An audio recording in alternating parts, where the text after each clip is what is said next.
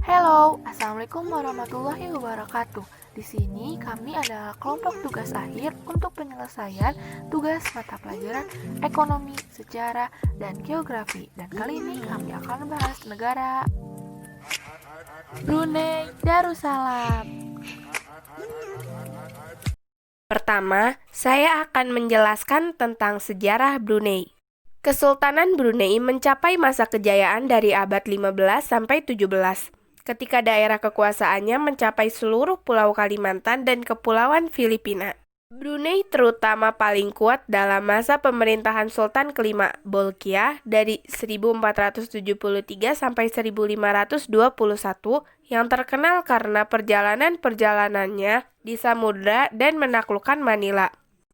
Dan pada masa pemerintahan Sultan ke-9, Hasan, dari 1605 sampai 1619, yang mengembangkan sistem pengadilan kerajaan yang unsur-unsurnya masih terdapat sampai hari ini. Setelah Sultan Hasan, kejayaan Brunei memudar karena perebutan kekuasaan dan juga bertumbuhnya pengaruh kekuasaan kolonial Eropa di daerah itu yang antara lain mengacaukan jalur-jalur perdagangan tradisional, menghancurkan dasar ekonomi Brunei, dan banyak kesultanan Asia Tenggara lainnya. Pada 1839, petualang Inggris James Brooke sampai ke Kalimantan dan menolong Sultan Brunei menumpas sebuah pemberontakan. Sebagai imbalannya, ia menjadi gubernur dan kemudian Raja Putih dari Sarawak di Kalimantan Barat Laut dan kemudian mengembangkan daerah kekuasaan di bawah pemerintahannya. Brooke tidak pernah mengambil alih kekuasaan di Brunei, walaupun ia mencoba untuk melakukan hal itu. Ia bertanya kepada pemerintahan Britania apakah ia boleh mengakui Brunei sebagai miliknya, namun ditolak. Walaupun Brunei diperintah dengan kurang baik, ia memiliki perasaan dan identitas nasional, dan karena itu tidak dapat direbut oleh Brooke. Nah, aku akan melanjutkan penjelasan Aca tentang sejarah Brunei. Sementara itu, British North Borneo Company memperluas kekuasaannya di daerah Kalimantan Timur Laut. Pada 1888, Brunei menjadi negara lindungan pemerintah Britania Raya, dan walaupun tetap memegang otonomi, namun di bawah kekuasaan Britania dalam hubungan luar negeri. Pada 1906, Brunei lebih erat lagi dikuasai Britania ketika kekuasaan eksekutif dialihkan kepada seorang residen yang mengatur semua hal kecuali adat dan agama lokal. Pada 1959, sebuah undang-undang dasar baru ditulis dan mencanangkan Brunei sebagai negara yang memerintah diri sendiri. Walaupun hubungan luar negeri, keamanan dan pertahanan tetap dipegang oleh Britania Raya. Sekarang diwakili oleh seorang komisioner tinggi. Sebuah usaha pada 1962 untuk memperkenalkan sebuah badan legislatif yang sebagian anggotanya dipilih dan memiliki kekuasaan terbatas dibatalkan setelah partai politik oposisi Partai Rakyat Brunei meluncurkan pemberontakan bersenjata yang ditaklukkan pemerintah dengan bantuan tentara Britania.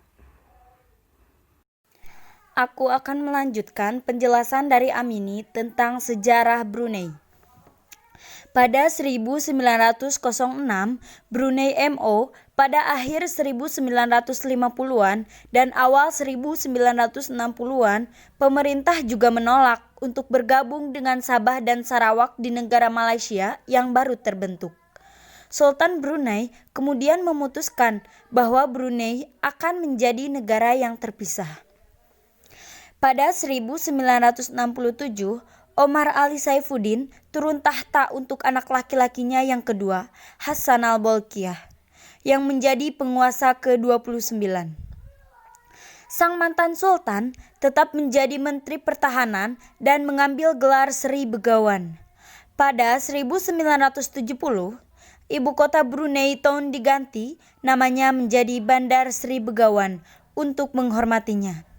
Sri Begawan wafat pada 1986 pada 4 Januari 1979. Brunei dan Britania Raya mendatangi sebuah perjanjian persahabatan dan kerjasama baru. Pada 1 Januari 1984, Brunei Darussalam menjadi negara merdeka. Sekarang aku akan menjelaskan letak-letak Brunei. Letak Brunei secara astronomis, wilayahnya memang tidak luas, yaitu sebesar 5.765 km kubik dan menepati posisi 138 dunia. Jumlah penduduknya hanya berkisar 423.000. Secara astronomis, letak Brunei Darussalam jika dilihat dari garis bujur dan lintang adalah sebagai berikut. Jika dilihat menurut posisi garis lintang, Brunei terletak di 4 derajat 2 lintang utara sampai dengan 5 derajat 3 lintang utara. Jika ditarik dari posisi garis bujur yang terbentang dari barat ke selatan, posisi Brunei berada di 114 derajat 5 bujur timur sampai dengan 115 derajat 22 bujur timur letak. Brunei secara geografis. Negara ini berbatasan langsung dengan Malaysia. Sebagian wilayahnya berupa dataran rendah.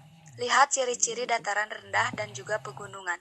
Secara umum, batas geografis di Brunei adalah sebagai berikut. Bagian utara berbatasan langsung dengan Laut Cina Selatan. Bagian barat berbatasan dengan Malaysia Timur. Bagian timur berbatasan dengan Malaysia Timur. Bagian selatan berbatasan dengan Malaysia Timur. Secara geografis, negeri ini bertetangga langsung dengan Malaysia, tepatnya pada bagian Sarawak. Meski lokasinya berada di sebelah utara Borneo, namun tidak berbatasan dengan Indonesia. Laut Cina Selatan yang cukup luas juga melewati negara yang beribu kota di Bandar Sri Begawan tersebut. Batas pantai yang dimiliki juga tidak begitu besar, karena memang luas negaranya yang cukup kecil. Aku akan melanjutkan penjelasan Inai tentang letak-letak Brunei.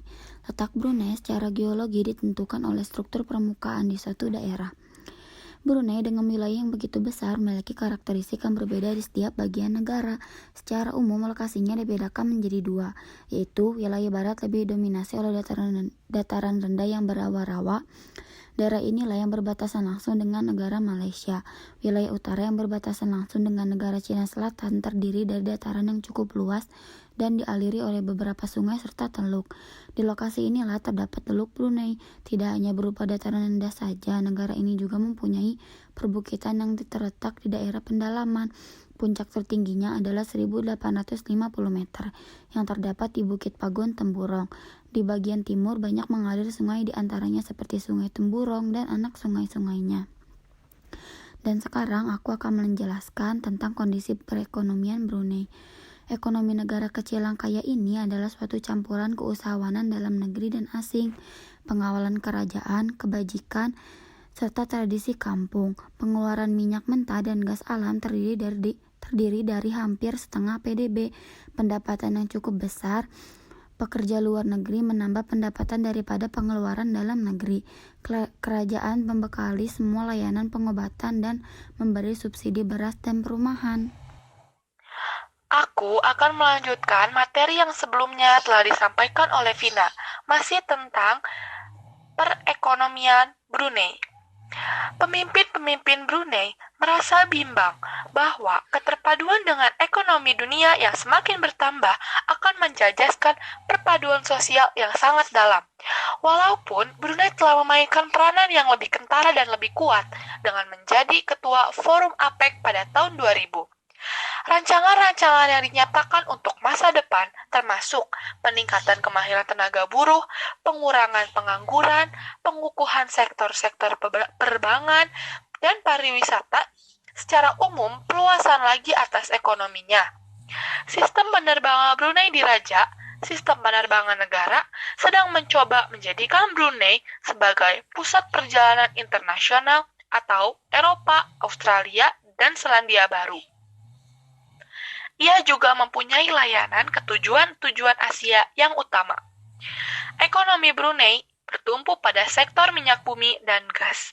Dengan pendapatan nasional yang termasuk tinggi di dunia, satuan mata uangnya adalah dolar Brunei yang memiliki sama nilai dengan dolar Singapura. Selain bertumpu pada sektor minyak bumi dan gas, pemerintah Brunei mencoba melakukan diversifikasi sumber ekonomi dalam bidang perdagangan.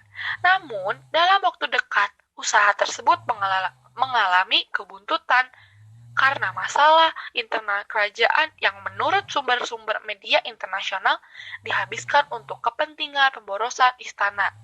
Ketika dipegang oleh Pangeran Jeffrey, keadaan tersebut menimbulkan masalah perekonomian yang sangat kuat bagi Brunei Darussalam di masa yang akan datang.